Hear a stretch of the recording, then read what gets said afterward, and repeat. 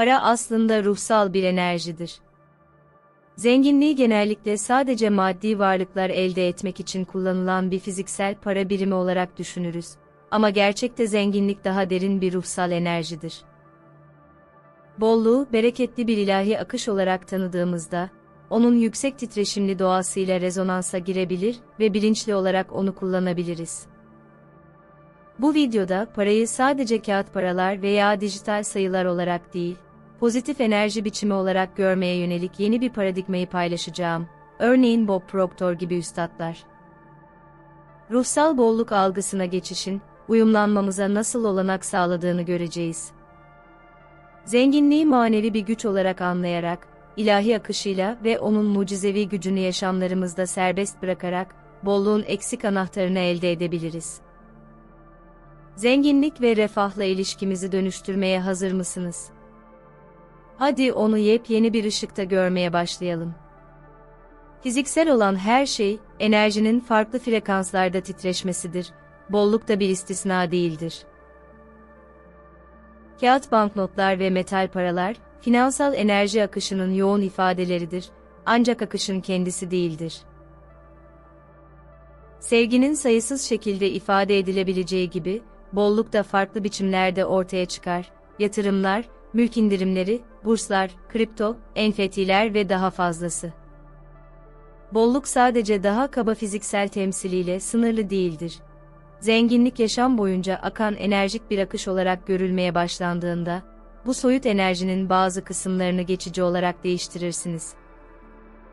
Çevrimiçi bankalar veya dijital varlıklar aracılığıyla akar, ancak finansal akış her zaman sonsuz bir döngü içinde devam eder. Zenginliği anlamak için manevi bir güç olarak, ilahi akışın bolluk enerjisiyle uyumlu hale getirilmesi gerektiğini bilmeliyiz. Evren sonsuz bolluk içinde çalışır, yokluk ve kıtlık sadece sınırlı algılardan kaynaklanır.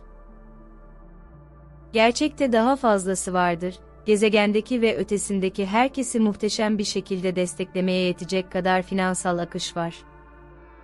Ancak para kıtlığına ilişkin yanlış inançlar, fiziksel düzeyde mücadele edenlere tanık olmaktan kaynaklanır. Daha derindeki nedenin yetersiz enerji değil, titreşimsel uyumsuzluk olduğunu bilmeliyiz. Gözlerimizi sonsuz zenginlik havuzuna açtığımızda, çevremizde ve içimizde şu anda gerçek bir kıtlık olmadığını fark ederiz. Her şey sadece bizim bilincimizdedir. Evren, bolluk hakkındaki temel inançlarımızı yansıtır. İster bolluk, ister kıtlık olsun, akışın kendisi sonsuzca mevcuttur. Kendimizi gerçeğe göre yeniden ayarladığımızda, refahın yaşamımıza her an bol miktarda akacağını göreceğiz.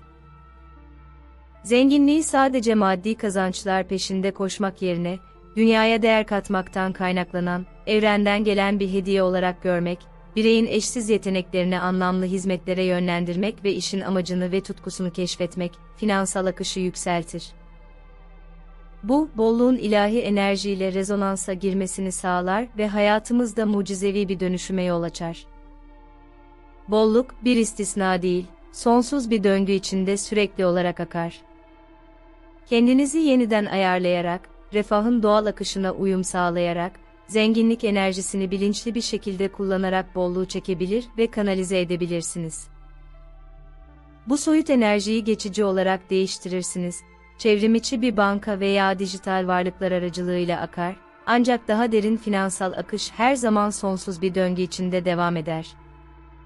Kendinizi donmuş titreşen enerji olarak değil, bolluğu anlamaya ve yönlendirmeye açık bir şekilde görmeye başlarsınız.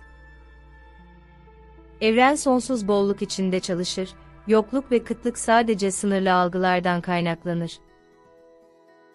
Gerçekte daha fazlası vardır. Gezegenimizde ve ötesinde herkesi muhteşem bir şekilde destekleyecek kadar finansal akış var.